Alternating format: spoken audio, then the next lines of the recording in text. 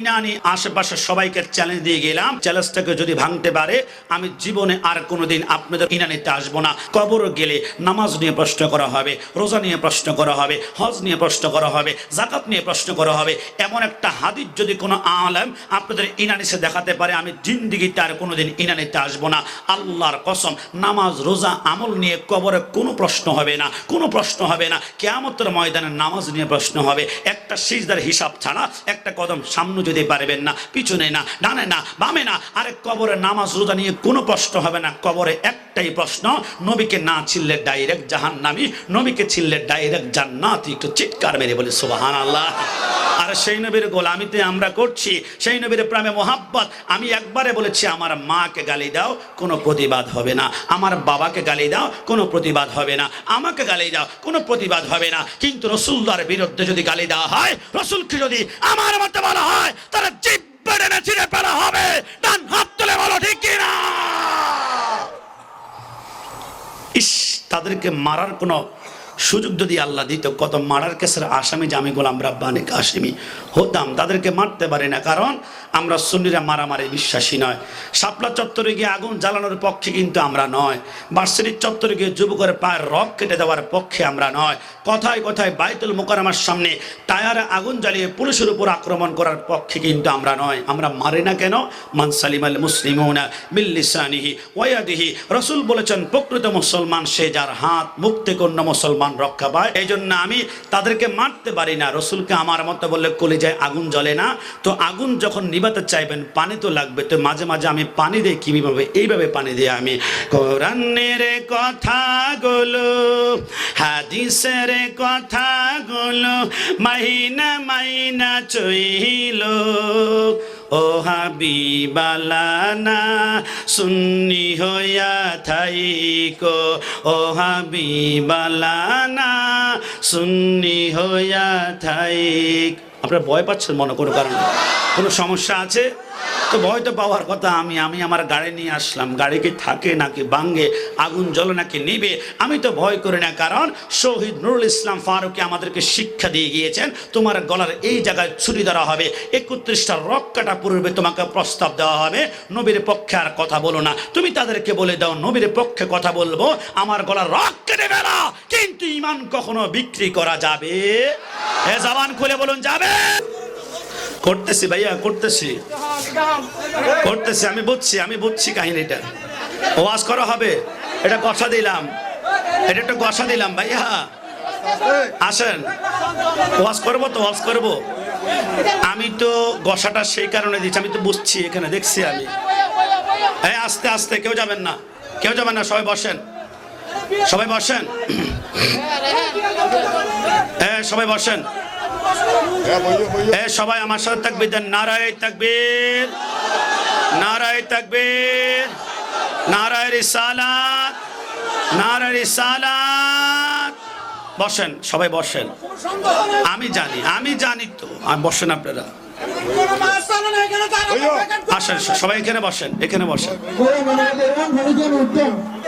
আমার কেন জানি মনে হচ্ছিল এখানে কিছু দানের সাথে চিটা আছে, কিছু দানের সাথে চিটা আছে আমার মনে হচ্ছিল। চিটাগুলো আমি ক্লিয়ার করতে চাচ্ছিলাম। আজকে কিন্তু সার্ফ এক্সেল দিব ভালো করে। বসেন। কি ওয়াজ দিলে কোনো সমস্যা আছে? ওয়াজ দিলে সমস্যা আছে? দুনিয়ার কোন মানুষের জন্য গোলামি নয়, সরকারে মদিনার প্রেমের জন্য। আমরা সুন্নিরা, আমরা জীবনে কোনো গরম হই না। আমরা তো বলি আলহামদুলিল্লাহ, চমৎকার হয়েছে। কিন্তু কোনো ওহাবি যদি বলি, আমি তো কাউকে ইন্ডিকেট করে ওহাবি বলি নাই। ওহাবি বলার সাথে সাথে যে গরম হয়ে যাবে, বোঝা হবে তার ইমানে কোনো ক্যান্সার হয়েছে। কথা বলুন ঠিক কিনা?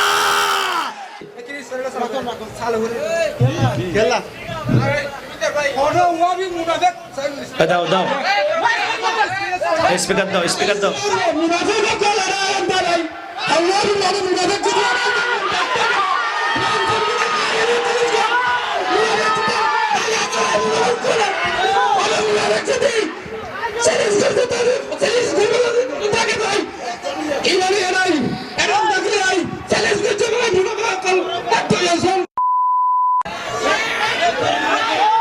বসেন বসেন। নারায়ে তাকবীর, নারায়ে তাকবীর, নারায়ে রিসালাত আহলে সুন্নাত ওয়াল জামাত আলী আল্লাহর দুশমনেরা হুঁশিয়ার সাবধান।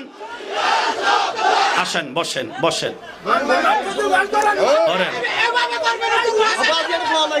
আসেন বসেন বসেন দিচ্ছি বসেন। যেই লোক এখানে হুঙ্কার দিয়েছিল তার সাথে আমাদের কোনো আর্থিক কোনো লেনদেন তো ছিল না, সম্পত্তির কোনো লেনদেন ছিল না, তাকে চিনি না, তাকে জানি না। তাকে দেখে আমাদের ব্রেন কেন খারাপ হলো? একটি কারণে, কারণ আমরা রসুলের পক্ষে কথা বলি, ভালোবাসার কথা বলি, নূরের কথা বলি। সুন্নিয়তের পক্ষে যখন বললাম, আমি যখন বললাম ওহাবি বালানা সুন্নি হইয়া থাইকো, রসুলের পক্ষে কথা বলার কারণে কেউ যদি আমাদেরকে আঙ্গুল তুলে কথা বলে, বুঝতে হবে এরা হচ্ছে রসুলের সামনে গাদ্দার, এরা হচ্ছে বেঈমান, এরা হচ্ছে রসুলের দুশমন। ডান হাত তুলে বলো ঠিক না? আমার ভাই আমি বলতে চাই, রসুলকে আমার মতো বলার পূর্বে 1,00,000বার চিন্তা করা দরকার। রসুলের পশ্চাৎ মোবারক কেমন তুমি মিলাও রসুলকে আমার মতো যে বলো। আমি একখানা কিতাব পড়েছি, নাম হচ্ছে মাদারিজুন নবুওয়াত, লিখেছেন আব্দুল হক মুহাদ্দিস দেহলভী। তিনি বলেন রসুল সরকারে মদিনার পশ্চাৎ মোবারক কেমন জানেন? একদিন রাতের বেলায় সরকারে মদিনা পশ্চাৎ মোবারক করে মাটির পেয়ালার মধ্যে করে পশ্চাৎগুলা খাটের নিচে ঢুকিয়ে রাখলেন।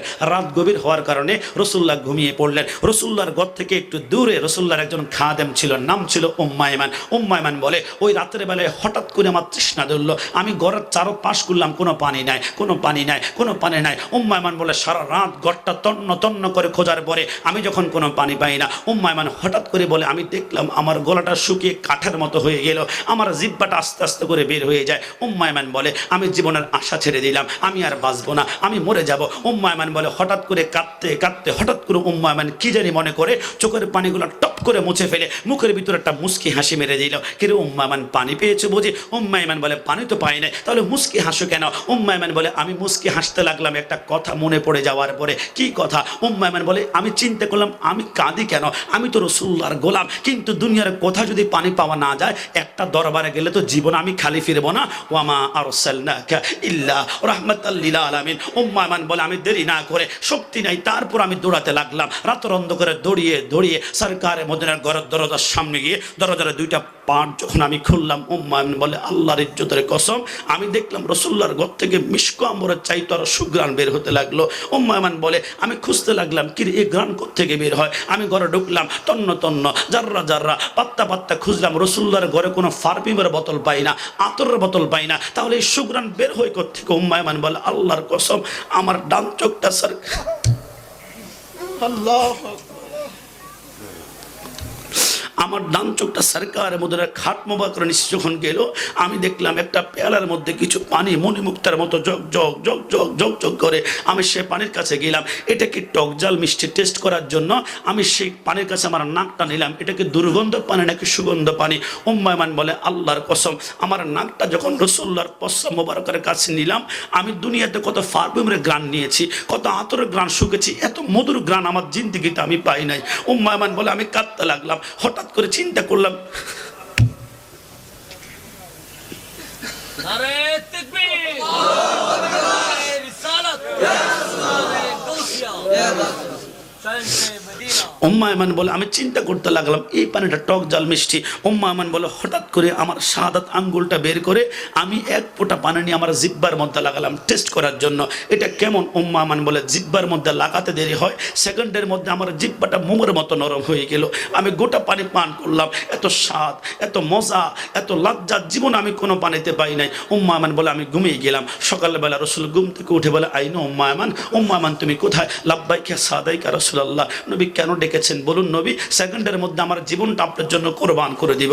আমার নবী বলে উম্মে আইমান কোরবান হতে চাই না। উম্মে আইমান একটু বলো তো আমার খাটের নিচে মাটির পেলাতে আমার পশ্চাৎ মোবারক ছিল কোথায়? উম্মে আইমান হাউমাউ করে কাঁদতে লাগলো, নবী আপনি কোনটাকে প্রস্রাব বলছেন যেটা থেকে মিশক আম্বরের ঘ্রাণ বের হয়? নবী আপনি কোনটাকে প্রস্রাব বলছেন যেটা দুধের চাইতে সাদা, মধুরের চাইতে মিষ্টি? আমার নবী বলে কিরু উম্মে আইমান যা জিজ্ঞাসা করে তা বলো, প্রস্রাব গেলে কোথায়? নবী আমার তৃষ্ণা ধরেছে, আমি মরে যেতে লাগলাম, জিহ্বা বের হয়ে যায়। নবী আমি প্রস্রাব প্রস্রাব মোবারকগুলা পান করে ফেলেছি।